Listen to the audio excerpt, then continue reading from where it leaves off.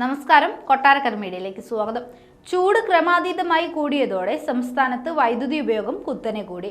ഏത് സമയവും സംസ്ഥാനം ഒരു വൈദ്യുതി പ്രതിസന്ധിയിലേക്ക് പോകാമെന്നാണ് നിലവിൽ കേരളത്തിലെ സ്ഥിതി.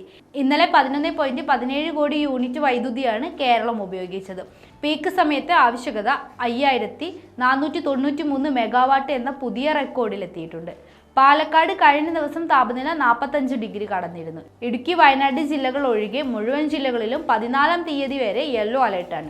പാലക്കാട് ജില്ലയിൽ 41 ഡിഗ്രി വരെ താപനില ഉയരാം. കൊല്ലം ജില്ലയിൽ 40 ഡിഗ്രി വരെയും, തൃശൂർ, കോഴിക്കോട്, പത്തനംതിട്ട, കോട്ടയം ജില്ലകളിൽ ഉയർന്ന താപനില 39 ഡിഗ്രി സെൽഷ്യസ് വരെയും, കണ്ണൂർ, എറണാകുളം, ആലപ്പുഴ ജില്ലകളിൽ 38 ഡിഗ്രി സെൽഷ്യസ് വരെയും, തിരുവനന്തപുരം, മലപ്പുറം, കാസർഗോഡ് ജില്ലകളിൽ ഉയർന്ന താപനില 37 ഡിഗ്രി സെൽഷ്യസ് വരെയും ഉയരാൻ സാധ്യതയുണ്ട്. ഈ ജില്ലകളിൽ സാധാരണ നിലയിൽ നിന്ന് 2 മുതൽ 4 ഡിഗ്രി സെൽഷ്യസ് വരെ താപനില ഉയരാനും സാധ്യതയുള്ളതായാണ് കാലാവസ്ഥാ നിരീക്ഷണ കേന്ദ്രം അറിയിച്ചത്. ചൂട് ക്രമാതീതമായി കൂടിയതോടെയാണ് സംസ്ഥാനത്ത് വൈദ്യുതി ഉപയോഗം കുത്തനെ കൂടിയത്. ഈ രീതിയിൽ മുന്നോട്ട് പോവുകയാണെങ്കിൽ കേരളം ഒരു വൈദ്യുതി പ്രതിസന്ധിയിലേക്ക് പോകാനും സാധ്യതയുണ്ട്.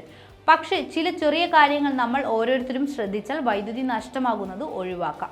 KSEB പൊതുജനങ്ങളുടെ മുന്നിലേക്ക് വയ്ക്കുന്ന നിർദ്ദേശങ്ങൾ: വൈകിട്ട് 6 മുതൽ അർദ്ധരാത്രി വരെ അനാവശ്യ വൈദ്യുതി ഉപയോഗം കുറയ്ക്കണം. ഇലക്ട്രിക് വാഹനങ്ങളുടെ ചാർജിംഗ് അർദ്ധരാത്രിക്ക് ശേഷമാക്കുക.